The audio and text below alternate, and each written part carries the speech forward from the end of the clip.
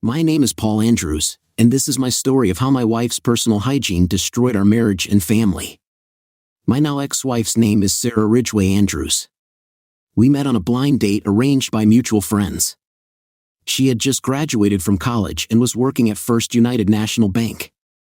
Her degree in business management qualified her for entry into the associate management program.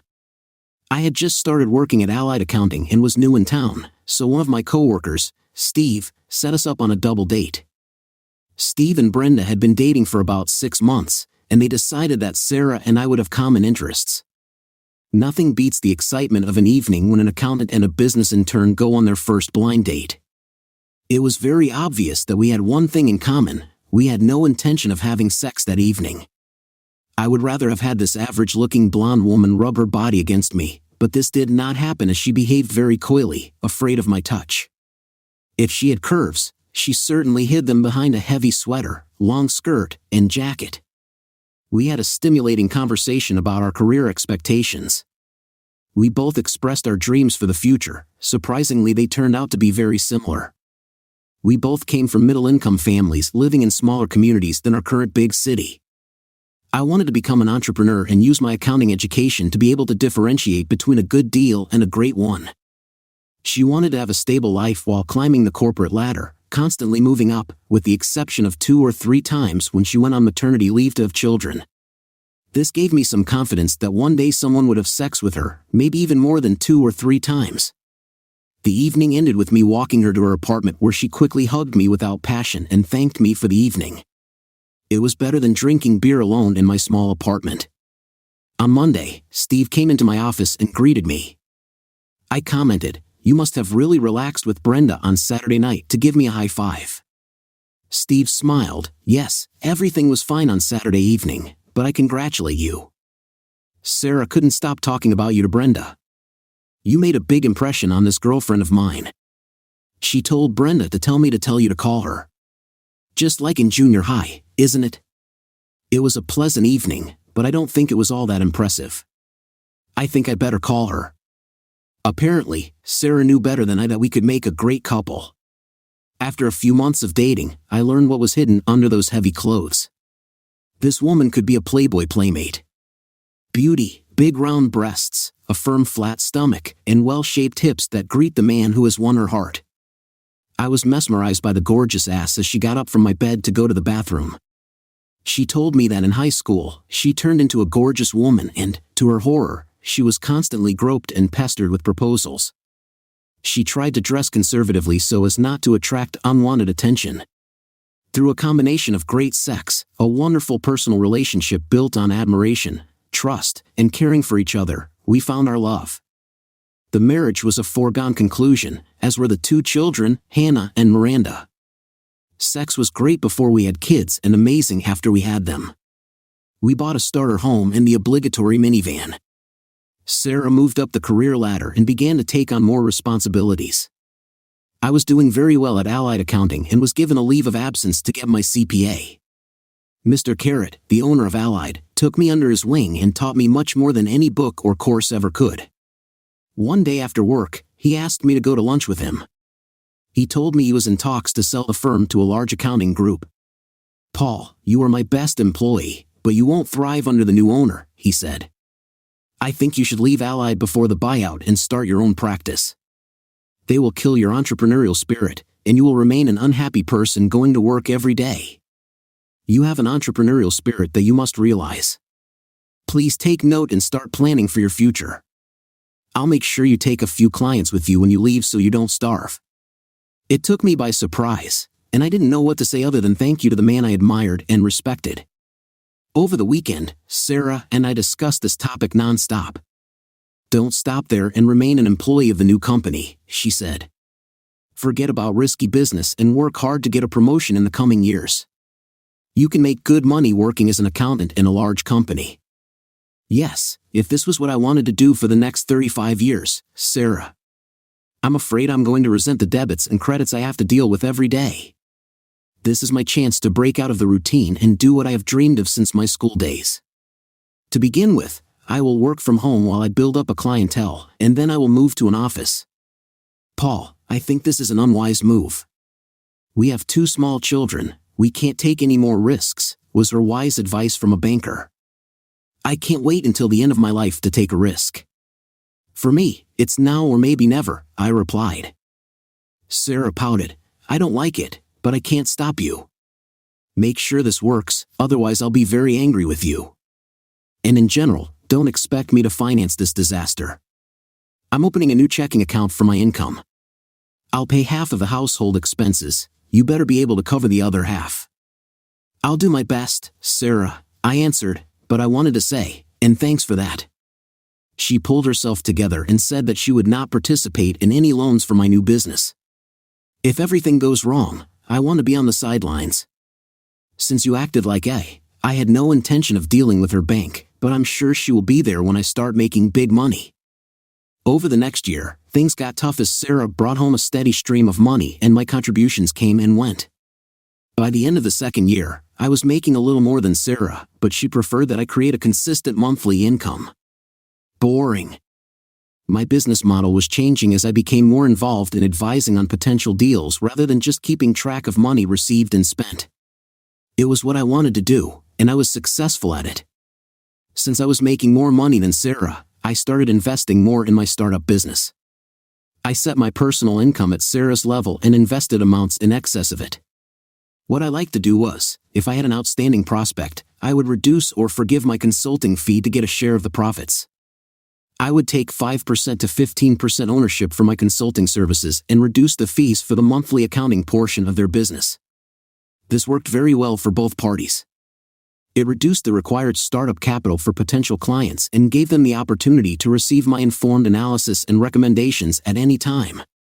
It was impossible to audit the company because I was an investor, but this suited me quite well. The increase in the company's value was much greater than the accounting fees I lost. The only person who was not happy with this arrangement was Sarah.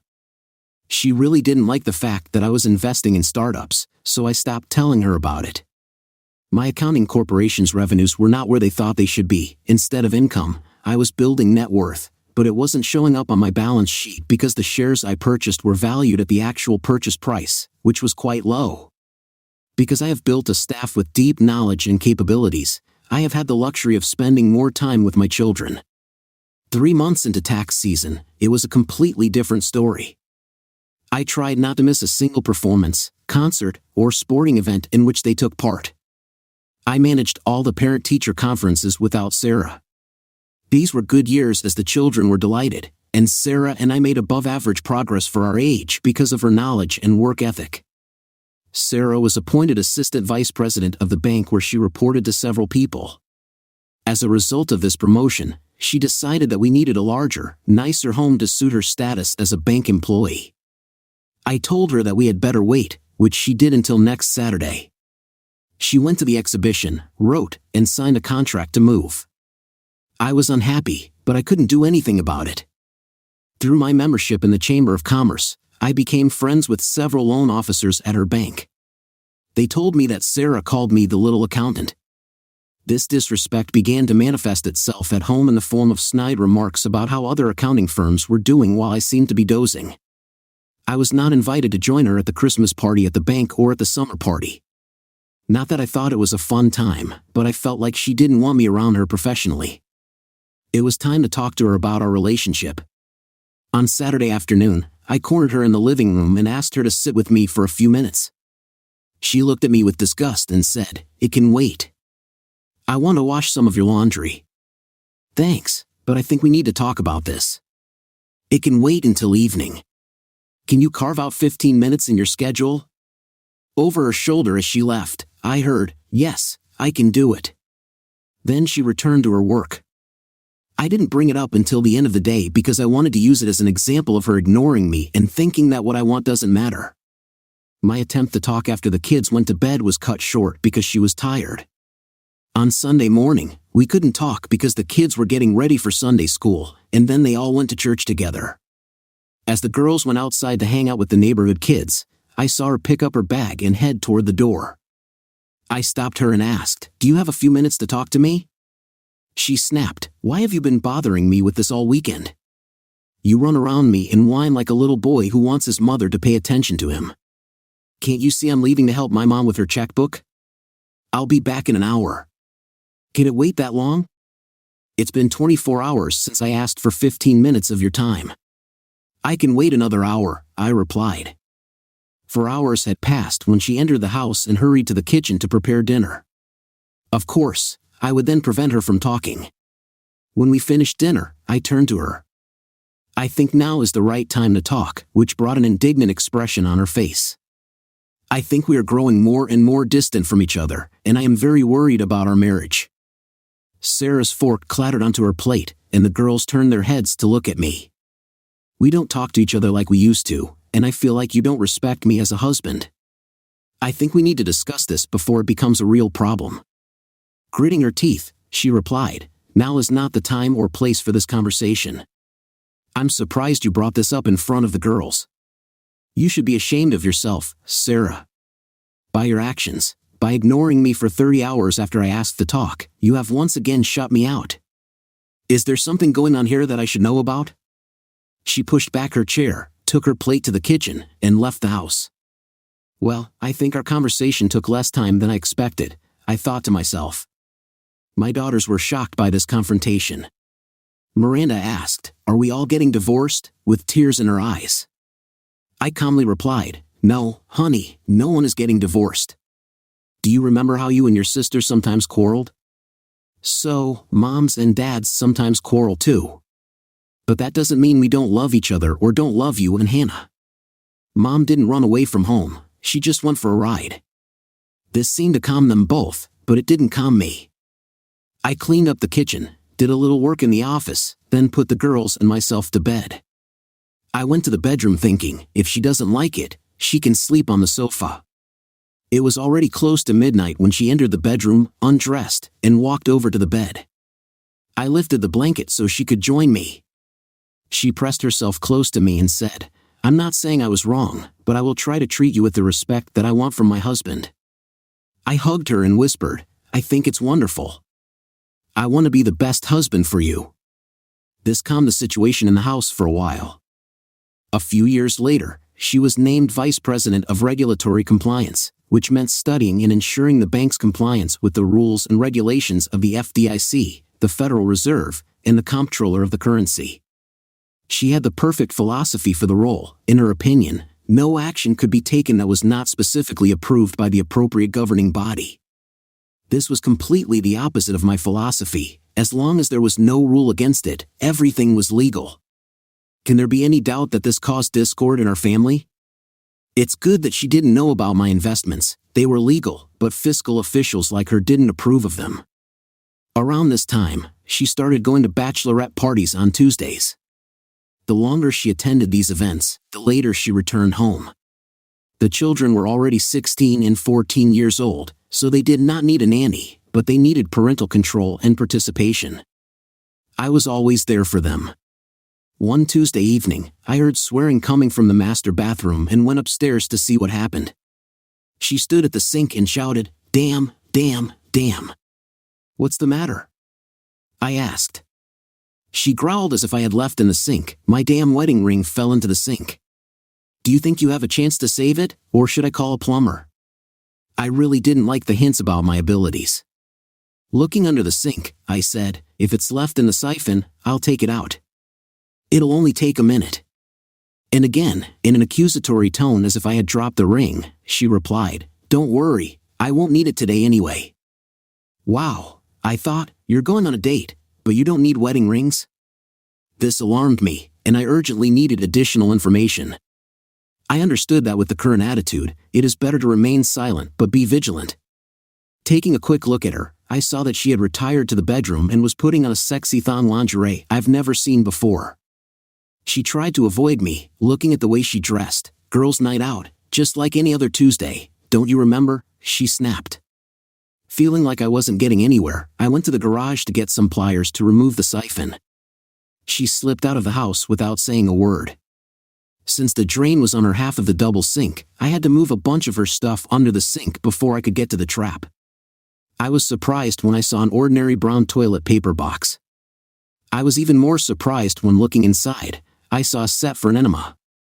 What the hell? If anything, she constantly complained of irritable bowel syndrome and diarrhea. Although I thought it was irritable syndrome, since when did she need to dough? As I sorted through the contents, I discovered that the enema nozzle was wet. This is serious. It's probably true, the husband is always the last to know about it. But what do I actually know right now? Who knows? When working on a new business plan, I always tried to find out absolutely everything I could about the company, both good and bad. That's exactly what I'll do. I'll start my research right now. Not quite yet, since I still needed to crawl under the sink to find her damn ring. Maybe she'll need it, maybe she won't. Time will show. I took a pencil and marked it on the floor where the brown box stood. I wanted to see if it would be moved within the next week. I also took a photo of a couple of the items to see if she put the set back in the box the same way I put it. She returned home around midnight, undressed, closed the bathroom door, and began to shower. I tried to pretend that I was sleeping, but if she touched my chest, she would find that my heart was beating like crazy. She flopped into bed hard enough that I felt like I had to act like I'd just woken up. Then I heard her giggle lightly. The next morning, I got up early, mainly because I couldn't sleep. I took the precaution of closing the bathroom door before taking a shower. True, I wanted to check the brown box, and of course, the box was moved. The douche tip was still wet, and the box was an inch off my line. En route to bed, someone is having serious sex using a Ziploc bag. I carefully removed her smelly thong and sent it off to be tested for biological substances. Since I was an accountant, I was very familiar with what happens to the distribution of property in a divorce. I have conducted many assessments for husbands and wives in divorce. Sarah will have the house until the girls go to college, and I will pay child support for them. I probably won't pay child support to Sarah if my investments don't count. She thinks they're worthless, just like I do. I wasn't going to pay for a house where she could have fun with another guy while my girls were left unattended. This shouldn't have happened. Now that I had the information I needed, I began to create a plan of action. The key point for me was maintaining custody of my girls. I can always make money, I've proven it. I have proven that I am a good father. Now I need to prove that she is a bad mother. Poor poison came to mind, not chemical but emotional. Sarah is a perfectionist and expects excellence from her employees and family.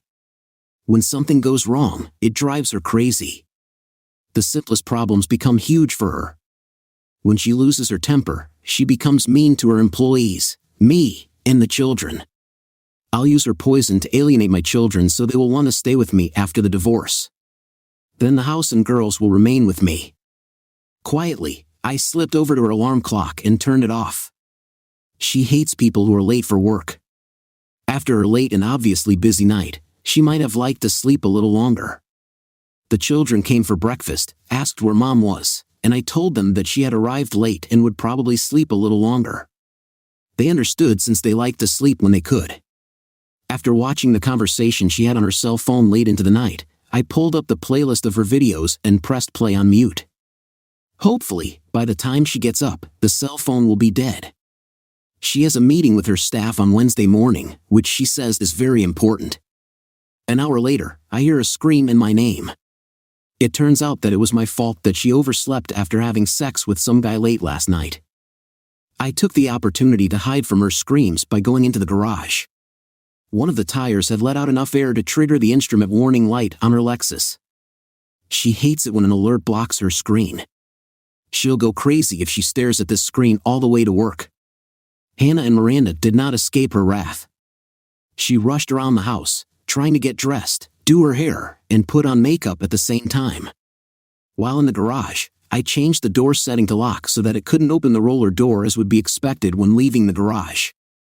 She touched the opening mechanism and did not notice that the door did not rise. She slammed backward into the garage door, crushing the two bottom panels. The three of us walked to the door and saw but did not hear a screaming woman hitting the steering wheel as she moved the Lexus forward. I straightened the panels and lifted the door, creating a terrible squeak. Sarah roared out of the garage, narrowly missing a mailbox. This will be more fun than I thought. I wonder what she will do when she tries to call the office with a dead cell phone.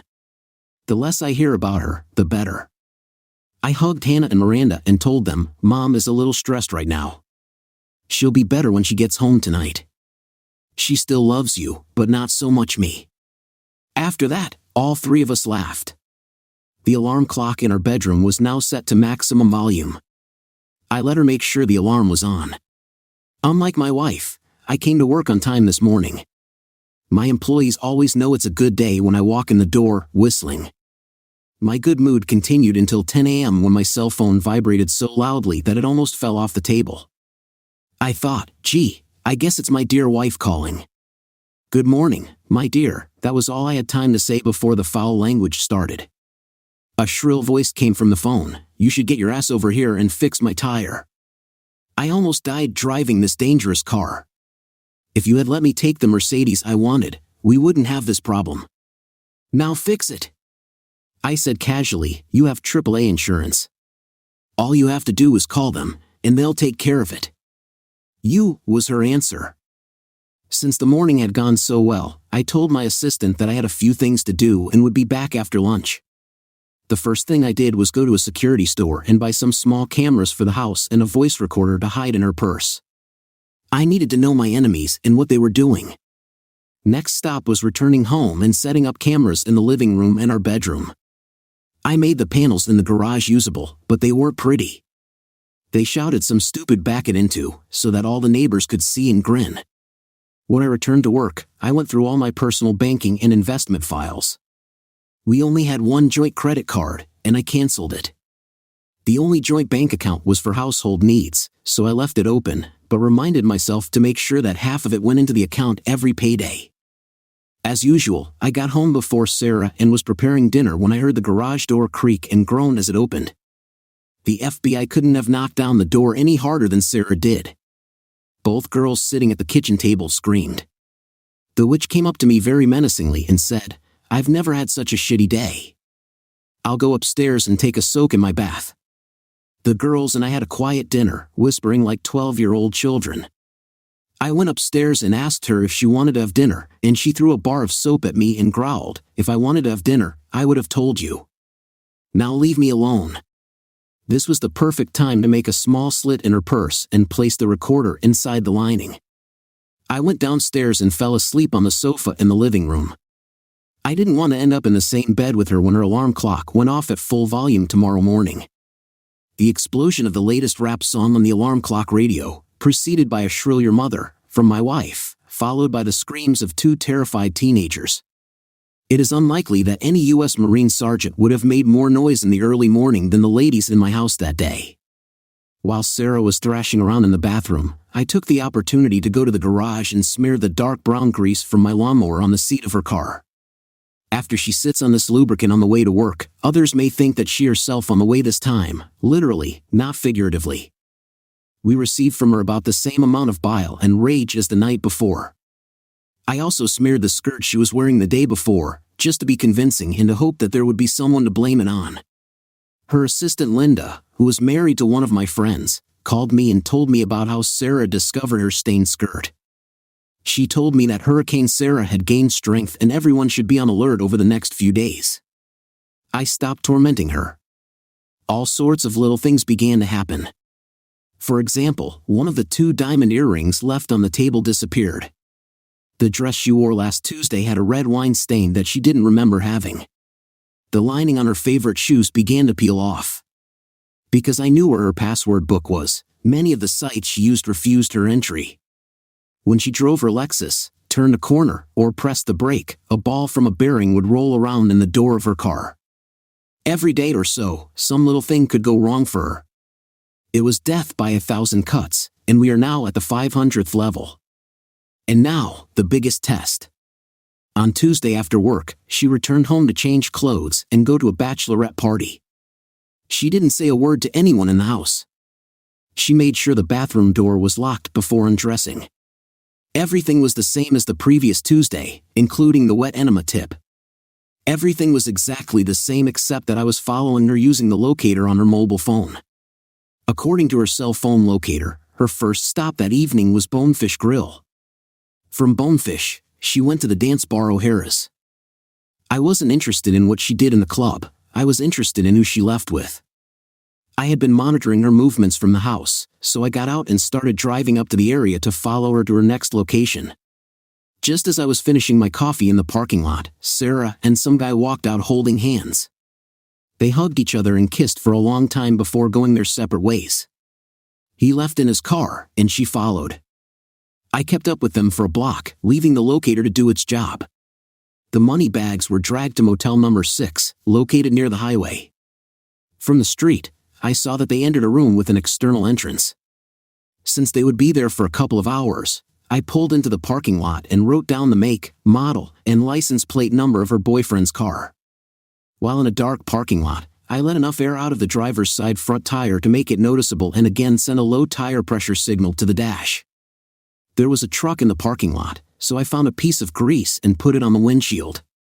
I knew perfectly well that the first thing she would do was turn on the wipers, then the entire windshield would turn into a blinding mess. It will be interesting to listen tomorrow to what was recorded on the voice recorder in her purse. The information I needed would now be in my hands, and I was only halfway to my goal of blowing it up. After 1 o'clock in the morning, she entered the bedroom, undressed, and went into the bathroom, slamming the door. It was probably time for her to shower and do whatever. She didn't touch her alarm clock or phone that night. I wanted these events to appear random. A couple of hours later, when she was already snoring, I crawled out of bed and took the recorder out of her purse. I loaded it into my laptop, charged it, and put it back in her purse. The next morning, when Sarah and the girls were not at home, I listened to the recording. It was noisy at dinner and at the club, but the voice recorder was quite effective at capturing the activity at Motel 6. I found out that her boyfriend's name was Keith and that they both enjoyed each other. I also learned that they partied every Tuesday night and spent every other Thursday at the Hyatt.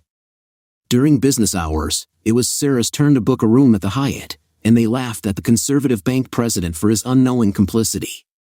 They used their corporate cards to pay for luxury sex at the Hyatt. Since the bank's main office was located near the Hyatt, they often used its services to meet with bank employees from other cities. So when are you planning to divorce your little accountant husband? Right after my daughter Miranda leaves for college. I love my girls, but I wouldn't want to spend the best years of my life chasing soccer balls with them. He is the best mom in the world, and I'm glad he does it. I have more time to spend here with you. I don't know why, but I just can't be around him anymore. I've tried everything to make him more successful, but he just wants to be an ordinary guy with no goals. He's just wasting his life. If you don't like him that much, why don't you divorce him right now, make him pay alimony, and spend more time with me? Giggling, she said, if I got divorced and received alimony, I would still have to pay for childcare, a maid, and a cook. Now my weakling does it for free and brings money into our joint account. I don't have to pay as many household expenses. Plus I can hide a significant portion of my salary somewhere where you won't be able to find it in the divorce. I use it for household expenses while building my secret stash. Speaking of divorce, when are you going to pull the trigger on your frigid wife? That date, my dear, is carved in stone. Her father required me to sign a prenup before our marriage. I signed only when we added a validity period of 20 years. 3 more years, and I'll get 50% of her multi-million-dollar stock portfolio. Laughing, she said, you see, the timing is perfect. Your prenuptial agreement ends around the time Miranda goes to college. Then we can both leave. After hearing this conversation, I could not believe that there were such selfish and treacherous people on earth. You know what? They deserve each other. They will have a terrible time together as they both try to deceive each other sexually and financially. They were worried about their safety. They alternated weeks booking a room at the Hyatt Hotel so that neither of them rented a room more than once a month. Before leaving, she checks all tires and that the garage door is open. However, her vile and disrespectful behavior was still obvious to both me and the girls. As expected, the report showed that traces of biological origin were found on those thongs. Now I had enough evidence to go to a lawyer and start filing the divorce papers. I told Jeff Green, my lawyer, to ask for full custody of the girls, since I had most of the contact with them. Judging by the way their mother acted, it would be lucky if the girls even wanted to communicate with her. Jeff said, I'll add this, but it will be difficult. I proposed a plan where the house would be split 50-50 until it was sold after both girls left for college. We will both keep our own investments in retirement funds. Since I limited my taxable income to about the same as hers, neither of us has to pay child support. She must pay me regular childcare benefits, including college tuition. We saved enough for tuition, housing, books, and food, but not enough for outings, etc. When she became a full-time vice president, she enrolled in the bank's deferred compensation program. I'll leave this account alone in case she wants my partnership investment, then I'll remember her deferred compensation to fend off her demand. In preparation for my divorce, I began removing important things from the house and putting them into storage. I also backed up my computer every day to an external hard drive, keeping it separate from the computer. I planned to keep the house, but I didn't know how violent Sarah would be when she received the summons. On the recommendation of my lawyer, I hired a private investigator to find out who Keith was and where he worked. To speed up the search, I gave him the information I had about the license plate number. Every year at the end of the third quarter of the financial year, the bank begins the process of drawing up a budget for the next year. All employees fill out questionnaires, and each department must reevaluate its work and budget. At the end of this process, the senior management team hosts a formal dinner program dance at the Hyatt Hotel. It's a tuxedo and evening gown event for senior executives and their spouses, with many of those in attendance booking a room at the Hyatt Hotel. Sarah told me about this event many years ago, but by the time she became a member of this group, I had been deemed unworthy. She constantly reminded me about this event, and if I had been more successful, I might have been able to participate in it next year. She thought it would motivate me, but I didn't care. I was tired of these people. Almost daily, I searched her closets and drawers for other information about her infidelity. A week before the celebration, I found a new shoebox that had been pushed into the farthest corner of her closet. I always started looking there in the depths of a closet or drawer. It was a pair of very fashionable Jimmy Choo evening shoes. There was no receipt, so I used Google and got slapped. These shoes cost over $1,000.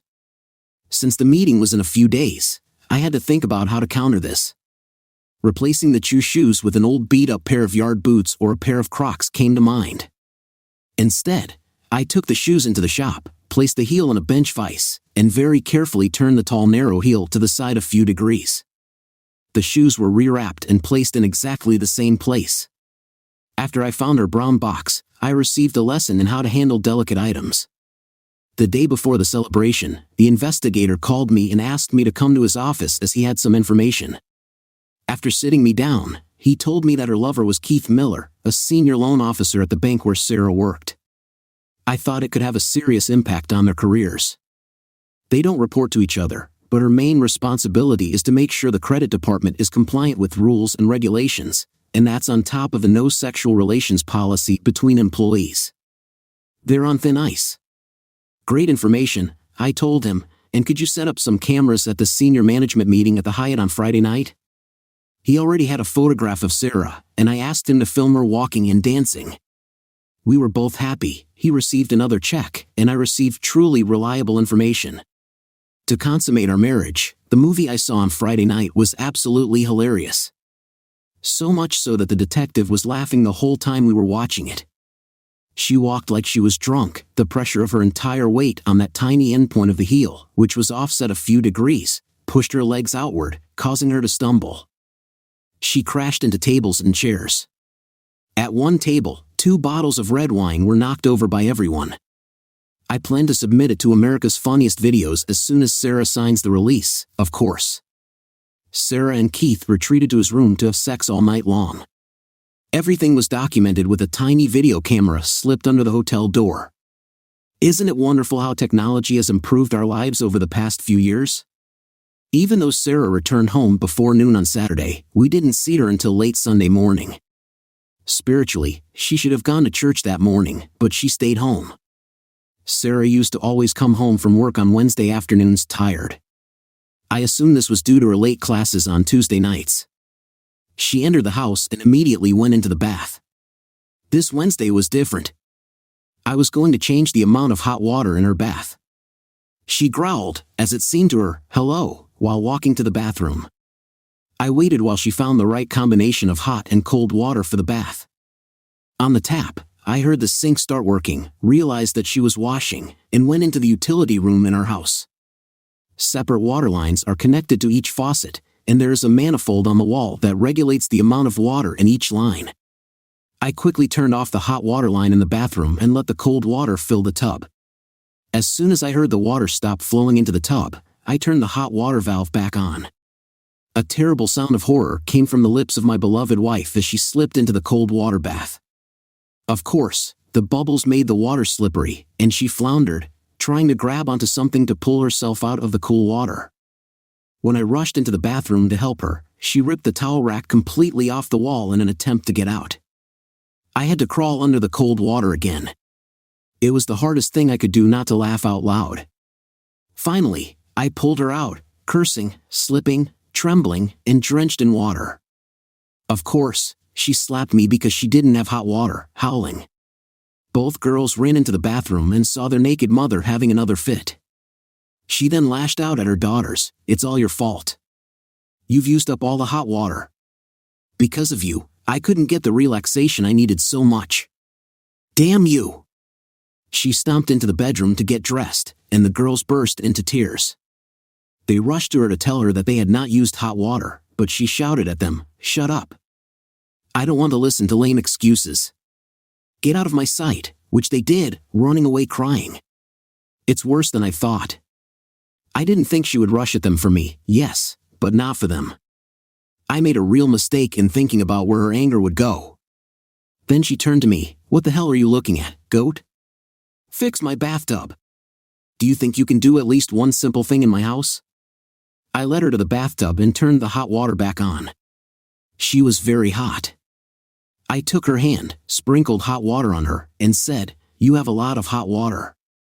I looked at her for a few seconds without saying anything and then went to dinner with the girls somewhere else. The dinner I was cooking, the girls were sobbing, and I stopped the car a few blocks away to console them. I told them, "I'm really sorry you had to listen to that tirade. You don't deserve this. You are wonderful children, and I am very proud of you. Please forgive your mother for her actions and forgive me for allowing this to happen. Forgive me for this." This seemed to calm them down and reminded me that I had to be careful how I separated the three of us from Sarah. It was too much fun torturing her. By the time we made it back to the house, it was time to go to bed. I left the kitchen utensils in place and lay down on the sofa in the living room. In the middle of the night, I felt a presence, as if something evil was approaching me, and so it happened. Sarah stood and looked at me. Yes, that was the only sound I could make. She just stood there. Finally, she said, "I shouldn't have yelled at the girls like that. It's not their fault. I must have turned the wrong knob. Over the past month, I have been so overwhelmed and upset about so many things. Flat tires, garage doors, faulty evening shoes, every little thing irritates me to the extreme. I need to get my life back on track." Having said this, she turned and went back upstairs. I think that's all she wanted to tell me. The following week, I received a real gift. One of my investment partners had a 2-bedroom apartment in Breckenridge, Colorado, and wanted to see if I would be interested in renting it. It was the week between Christmas and New Year, and the contract was signed for a year, but the tenants were forced to refuse, so my friend left a deposit and offered to rent me at half price. I told him I would call him back. The girls were despondent after being cursed by their mother. Sarah apologized to them, but her harsh words still stuck in their minds and in their feelings. I asked them if they would join me for a week of skiing in Breckenridge. I think so, because they rushed towards me as fast as they could, kissing me on the cheek and hugging me. That evening, I booked plane tickets to Denver and back for the 4 of us. I was going to give Sarah one last chance to save our marriage by being together as a family. I paid extra to be able to cancel the ticket. Sarah returned home, cleaned herself up, got dressed, and went down to dinner. I asked one of the girls to ask her mother if she would like to join us on a ski trip. They chose Hannah because she couldn't sit still and would have spilled the beans anyway. Hannah said, "Mom, Dad rented a 2-bedroom apartment in Breckenridge between Christmas and New Year. Can you find some time to join us? This will be a lot of fun." Sarah smiled and started to say something, but then she got lost and thought about what. I didn't know then. Her eyebrows rose, and a smirk appeared on her lips. I would love to, honey, but it's the end of the year, and it's very important for the bank that on December 31st, all the money is accounted for correctly. For this, I must stay in the city. I'm really sorry. I was sorry too, sorry that Hannah was disappointed, sorry that Sarah refused the invitation with a lame, weak explanation. The compliance department has nothing to do with a bank's year-end balance sheet or income statement, not the slightest. The compliance department has no money to balance. You don't have to be a financial controller to know this. The reason for the raised eyebrows and smirk was that she saw it as a chance to spend 7 nights in her bedroom with that Keith. The following week, my private investigator switched the cameras to Wi-Fi so I could have instant access to them while I was in Colorado. A scene was about to take place at home that I really wanted to see, not the one where 2 adulterers have fun, but something else. The day we left for Colorado, I lubricated her enema tip with jalapeno pepper juice. If she wanted hot sex, she was going to get it. When we left for the airport, Sarah was a pleasant mother and said, "Be careful," and hugged them. I appreciated her short hug and kiss. I told her, "I love you, Sarah," and received a quick answer, "I love you too." The plane ride and rental car ride to the condominium were uneventful. Hannah and Miranda had never been to the Rocky Mountains and went out onto the deck to enjoy the view and scent of the pine trees. Faster, I set up my computer and connected to the Wi-Fi camera in our house. As expected, Sarah arrived at the house at 6 o'clock in the evening and immediately headed to the main bathroom for her ritual. I didn't need a camera in the bedroom, I wasn't interested in watching them fuss. I could see the landing, the living room, and the kitchen. Suddenly, Sarah stumbled down the stairs and howled as if she were on fire. Apparently, she discovered that her life-saving tube of preparation H was also tainted by jalapeno juice. Her face was bright red and contorted in pain. I thought about how much fun my private investigator would have had watching this. Well, I guess her lover Keith won't be a welcome guest today. I wonder how long it will take her to recover. It would be a shame if they couldn't have sex for the entire week while the kids and I were gone. It's a pity. The 3 of us headed into the Christmas-decorated and well-lit downtown Breckenridge to get some pizza. What a beautiful place with a foot of snow on everything. After eating the pizza, we started walking back to the condo when the girls heard some music they liked and figured out where it was coming from.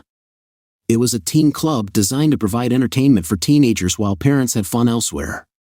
"Dad," Hannah asked, "can we come in for a few minutes?" I happily agreed because over the past couple of months, these girls have been through a lot. The dance floor was crowded, and the sounds of laughter were inviting. The girls wanted to stay, but I wasn't going to leave them alone on their first night in a new city. Finding a free table away from the DJ, I asked my daughters to come and check on me from time to time. This was perfect for me as I could read my email without worrying about girls ignoring me.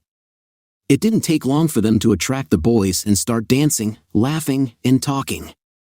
They would look back at me, and I would raise my Diet Coke to let them know everything was okay. There were many adults there watching their children. One woman on the other side of the dance floor was very attractive, and as we both scanned the floor for our children, we caught each other's eyes and smiled. This attractive woman had 2 boys who came to her table for money, food, or soda. My girls seemed to spend more time hanging out with them rather than playing on the field. After I finished writing the message, I looked up and saw an attractive woman walking towards me. All the other men were watching her too. She was wearing ski pants that seemed to be sprayed so thin that you could see the freckles on her butt. The sweater was also form-fitting, and she radiated warmth despite the temperature outside being below freezing. She stopped at my table. "You must be Hannah and Miranda's father. Why don't you come and join the rest of your family instead of staying here alone?" I tried not to jump up but answered with great pleasure, "My girls are good judges of people, so I guess that's why they sit at your table. My name is Donna, and Zach and Michael are my 2 boys, 16 and 14 years old. Who are not long before they turn 21, I smiled. They are the same age as my girls, coincidence, and we both laughed. In the time I've been watching your girls, Donna said, and then interacting with them, they are very sweet children. You should be proud of them." Of course, I'm proud. I can also say that your boys look very well behaved, or is it just because you are looking after them?" Donna laughed. "You are very observant. I'm glad there is a father here who watches his children with the same interest as I do. I work from home, so I am the one who sends them off in the morning and meets them when they come home. They get a lot of attention because they are now the most important part of my life, for Donna and the boys as well as for us. It was the first day in Breckenridge. It didn't take long for the 4 teenagers to decide where and when they would ski tomorrow morning. Donna and I made some adjustments so that we would celebrate them at different times. We decided that tomorrow morning we will see off the skiers, then we will go together for breakfast, and we will ski late in the morning and in the afternoon over the next week. Donna and I learned a lot about each other, and we both liked what we heard. It was nice to talk to her about my problems with Sarah and my plan to divorce her. I didn't reveal that I was pursuing her and made it easier for myself to get custody of the girls. I wasn't very proud of it, but it would have been the best thing for the girls to be with me and not with that selfish. Donna has been a widow since her husband was killed by a drunk driver 2 years ago. We both had trouble forgiving people who changed our lives. Just talking to an understanding person was helpful for us. On our last night, Donna and I had dinner together without our teenagers. We spent the last half hour of the evening making out on the couch when the kids weren't around. By the end of the week, we came to the conclusion that we needed to spend more time together. All 4 teenagers shared the same opinion. It was time to end my marriage with Sarah. When we returned home, Sarah looked tired and exhausted. Maybe she should have gone to Colorado with the rest of the family. We had a great time after watching my hot wife our first night in Colorado. I didn't need to watch what was going on in my house. It didn't make the slightest difference to me. I told Jeff to get all the paperwork done and submit it to the bank. The girls took the news of our divorce as I expected. They saw that over the past 6 months, my relationship with Sarah had collapsed. They compared my interactions with Donna to the bitterness that existed between me and their mother. Hannah is the only one who approached the main topic. What will happen to Miranda and me now? Where will we go?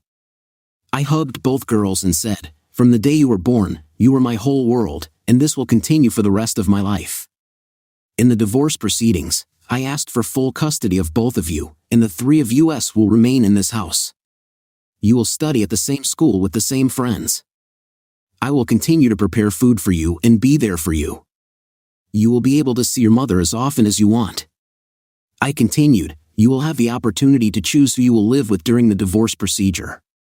Whoever gets custody of you will also get the house until you both go to college. It will be your decision, but remember, whoever you decide to live with, both your mom and I love you. In any case, you will remain in this house and in your school. Don't tell me now who you want to stay with. This is an important decision, and you have a lot of time before you have to choose. Now, please use my car and go out to dinner so Mom and I can talk.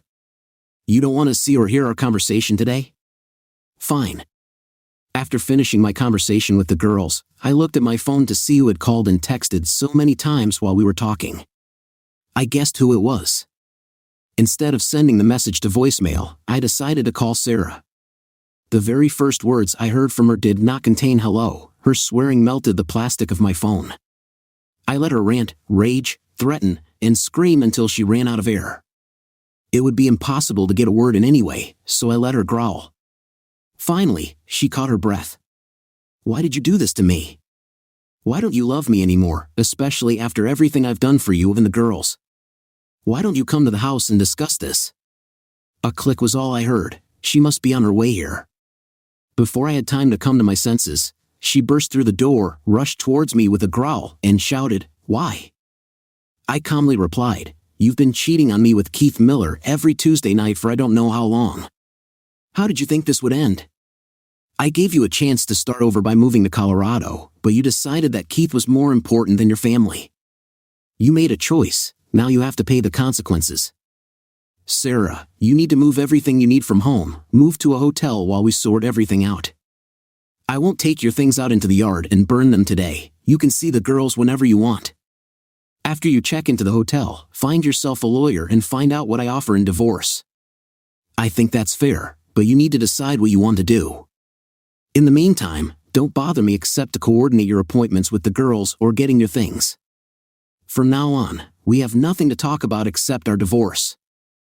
I went to my office, closed the door, and began to listen to suitcases slamming against any vertical or horizontal surface. What I didn't hear was crying, and that was sad. I knew I never wanted to be with her again. Apparently, the feeling was mutual.